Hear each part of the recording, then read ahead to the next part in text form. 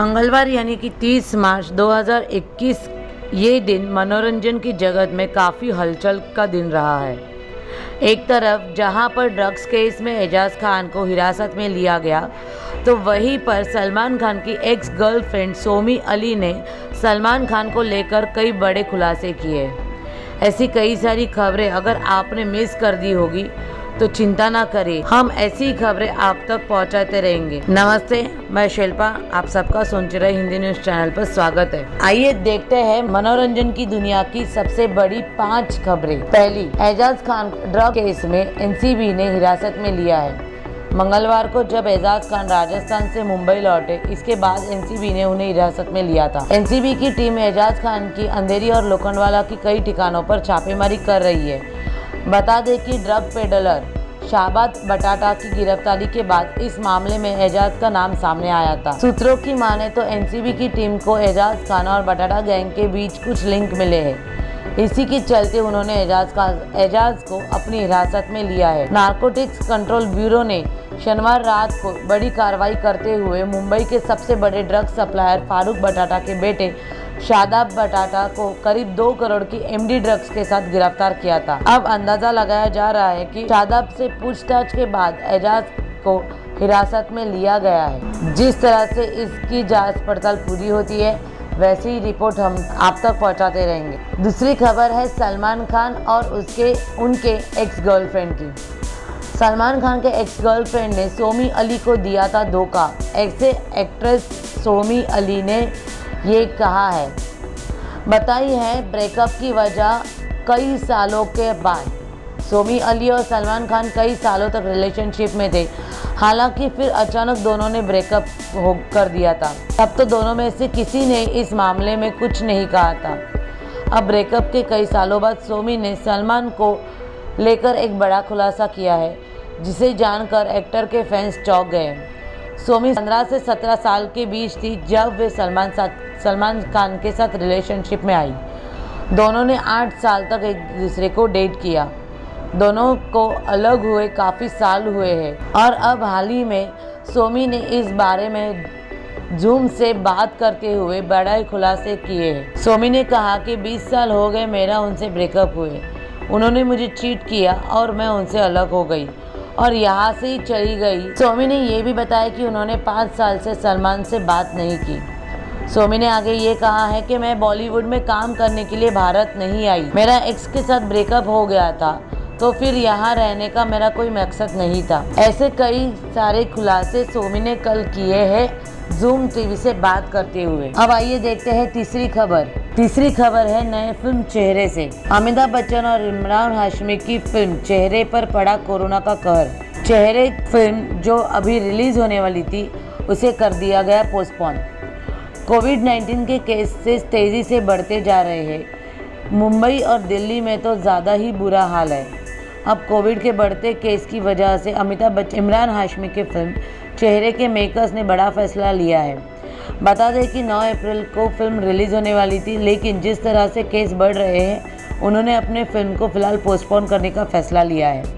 इमरान हाशमी ने इसकी अनाउंसमेंट खुद सोशल मीडिया पर की है। इमरान ने फिल्म मेकर्स द्वारा दिए गए स्टेटमेंट को शेयर किया है, जिसमें लिखा है, कोविड-19 के बढ़ते केस और थिएटर्स की नई गाइडलाइंस की वजह से हम फिल्म को 9 अप्रैल को रिलीज़ नहीं कर पा रहे और इसे अगले नोटिस तक पोस्टपोन कर रहे हैं। हमें फिल्म के ट्रेलर पर शानदार रिस्पांस मिला था और हम आपके प्यार के लिए शुक्रगुजार हैं। हम अपनी ऑडियंस के लिए चेहरे थिएटर में लाएंगे जब सिचुएशन नॉर्मल हो जाएगी। जल्द ही थिएटर्स में आप सभी से मिलेंगे। अपने चेहरे को कवर करके रखें और सैनिटाइज यूज़ करना ना भूलें। ये थी स्टेटमेंट जो चेहरे के मेकर्स ने दी थी। अब आइए देखते हैं चौथी खबर सुशांत सिंह राजपूत से। सुशांत सिंह राजपूत को याद कर बहन प्रियंका का छल का दर्द, कहा कि सीबीआई के निष्कर्ष का इंतजार है। बॉलीवुड अभिनेता सुशांत सिंह राजपूत ने 14 जून 2020 को इस दुनिया से अलविदा लिया था। सुशांत सिंह राजपूत अपने मुंबई के घर में ही मृत पाए। सुशांत के निधन को भले 1 साल होने आया है, लेकिन अभी तक चाहने वाले और एक्टर परिवार इस गम से उभर नहीं पाए हैं। सुशांत की बहन आए दिन अपने भाई को सोशल मीडिया पर याद करती रहती है। हाल ही में प्रियंका चोपड़ा सुशांत सिंह को बहुत ही याद कर रही है। प्रियंका ने ट्विटर पर एक चांद की फ़ोटो शेयर करके भाई को याद किया है। प्रियंका ने ये लिखा है कि चांद को एक साथ देखना @ItsSSR, यानी कि हमेशा आश्चर्य और आनंद से भरा था, दिल का दर्द का स्रोत बन गया है और मुझे लगता है कि सुंदरता की चीज़ हमेशा के लिए ही बस खुशी है। सीबीआई का बड़ी से बेसब्री से इंतजार कर रहे हैं, जस्टिस फॉर SSR। ऐसा उन्होंने कहा है कि वह न्याय और सीबीआई के लिए अपनी जांच के निष्कर्षों का बेसब्री से इंतजार कर रही है। आइए अब देखते हैं आखिरी खबर डांस दीवाने की सेट से। डांस दीवाने, जो कि कलर्स का सबसे बड़ा हिट शो है, वो डांस दीवाने सीजन 3 के सेट पर कोरोना का विस्फोट हुआ है। तकरीबन 18 क्रू मेंबर्स पॉजिटिव होने के बाद जानिए अब क्या होंगे बदलाव इस डांस दीवाने रियलिटी शो में। कलर्स टीवी के रियलिटी शो डांस दीवाने सीजन 3 के 18 क्रू मेंबर्स को कोरोना हो गया है। पूरे देश भर में कोरोना की दूसरी लहर की शुरुआत हो चुकी है। खास करके महाराष्ट्र के मुंबई में कोरोना संक्रमण तेजी से फैल रहा है। एंटरटेनमेंट इंडस्ट्री भी कोरोना के प्रकोप से नहीं बची है।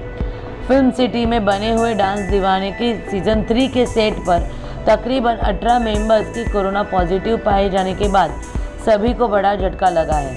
ये खबर मिलने के बाद तुरंत सेट को सैनिटाइज करा दिया है।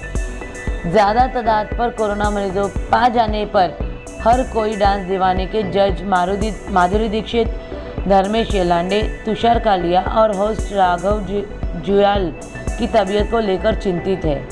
लेकिन आपको बता दें कि फ़िलहाल ये चारों पूरी तरह से सुरक्षित है और उनका भी कोरोना टेस्ट करवाया था, जो कि निगेटिव आया है।